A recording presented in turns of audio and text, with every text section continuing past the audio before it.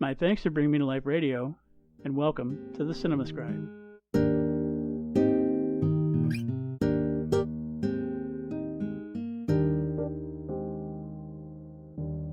Many of us likely believe that our personal privacy is a right that we've lost.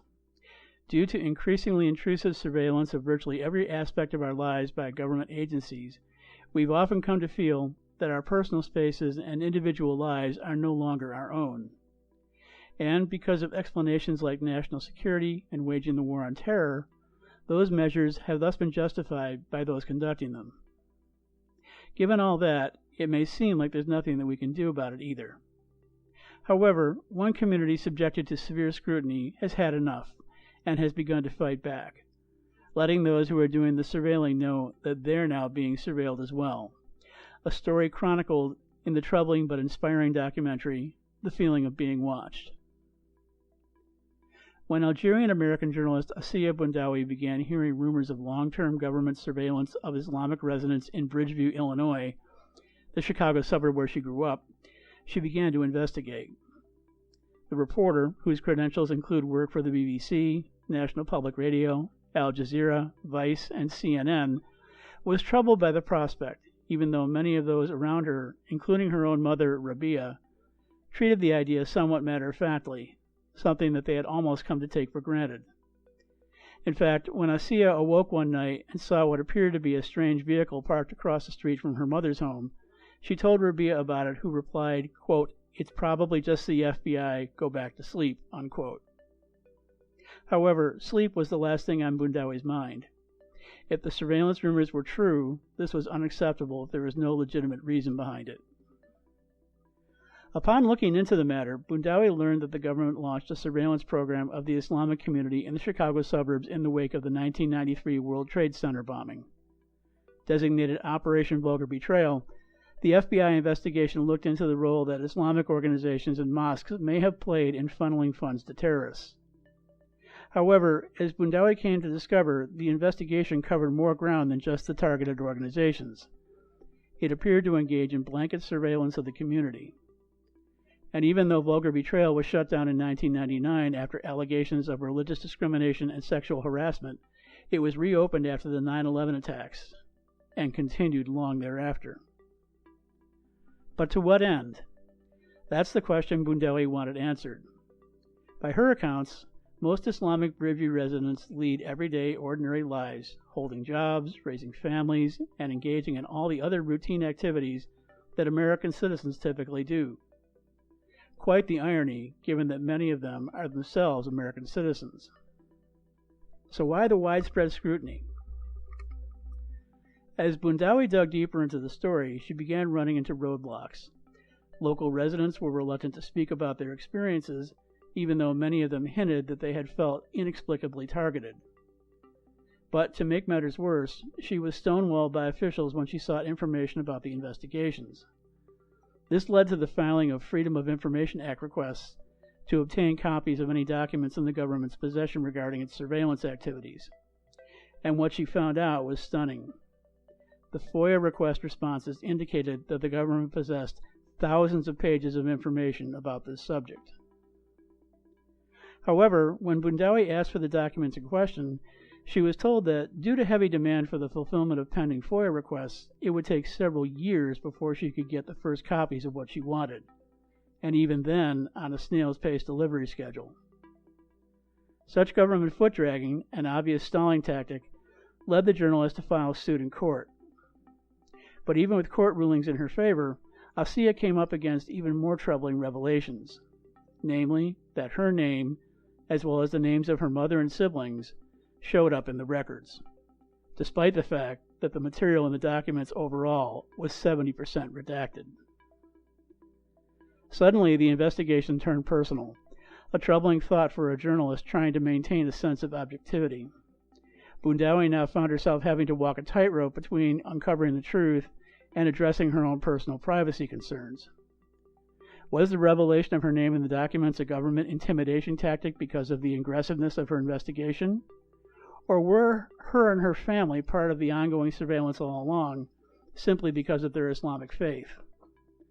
Indeed, Were the Bendawis caught up in a broad-spectrum program of racial and religious profiling with no legitimate justification? These revelations thus raise the question, where do Bridgeview residents go from here? And is this government surveillance effort limited to just the Chicago suburbs? Indeed, what is the Islamic community to do? That's where this film comes in. In her directorial debut, Bendaoui is blowing the whistle on what has been occurring. She has been taking the documentary to her people, making them aware of what's going on, and encouraging activism to expose the truth. In essence, she has put the government on notice to let the watchers know that they are now being watched. Efforts like those undertaken by Assia Bendaoui are truly courageous. That's not to say that such initiatives aren't scary, but the intrepid journalist and her supporters have not let them hold it back. They have taken their story to Islamic community centers and mosques to spread the word, building a broad base of support and awareness. This effort is crucial not only for the protection of the rights of the American Islamic community, but for all Americans. After all, if this can happen in one segment of society that is placed under scrutiny, it's not out of the realm of probability that it can happen to others as well. One need only look at the experience of immigrants coming from other lands these days to see how easy it is to be put under an investigatory microscope, whether it's warranted or not. It's somewhat ironic that the watchers are now being watched too. If the watchers believe that they must engage in such surveillance, then it shouldn't come as any surprise to have their tactic turned back on them. Their efforts are, fittingly, now being mirrored at them, validating that what goes around truly can come around, for better or worse. Those who are being unfairly surveilled need a voice to speak for them, and that's precisely what's being accomplished by this excellent documentary. It's a chilling story about a courageous advocate's efforts to expose a troubling issue, and how she has had to balance her coverage of a story that affects her both professionally and personally.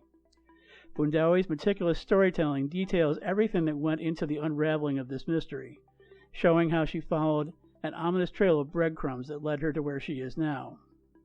This is must-see viewing for anyone who feels his or her privacy is threatened, or could be. The feeling of being watched may take a little effort to see, at least in the near term.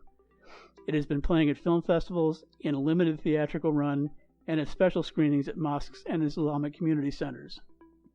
In October, however, the film will receive national coverage when it airs on PBS. It should also be noted that this film is a work in progress, one that will be updated as further developments in this story unfold. Viewers should thus be on the lookout for new information as events transpire. It's stunning how so many of us have taken the loss of privacy in stride. Something so cherished should be jealously protected, given that it may be difficult to retrieve once it's gone. In that regard, this film should serve as a wake-up call to those who take this precious freedom for granted. When any of us lose this, it's a loss for all of us, a true tragedy for a nation that was built on such a formidable, fundamental, and enlightened principle. I'm Brent Marchant, the Cinema Scribe. Thanks for listening. A lifelong movie fan and longtime student of metaphysics, Cinema Scribe Brent Marchant is the award-winning author of Get the Picture, Conscious Creation Goes to the Movies, Consciously Created Cinema, The Movie Lover's Guide to the Law of Attraction, and Third Reel Conscious Creation Goes Back to the Movies, all of which provide reader-friendly looks at how the practice of conscious creation, also known as the Law of Attraction, is illustrated through film. Brett maintains an ongoing blog about metaphysical cinema and other self-empowerment topics through his website, www.brentmarchant.com. He's also the movie correspondent for the Good Radio Network and New Consciousness Review magazine and radio, with additional writing contributions to Smart Women's Empowerment, The Happy Guide, Library Journal, BeliefNet, Vivid Life, New Age News, and Master Heart Magazine. Brett holds a BA in Magazine Journalism and History from Syracuse University. Again, check him out at www.brentmarchant.com.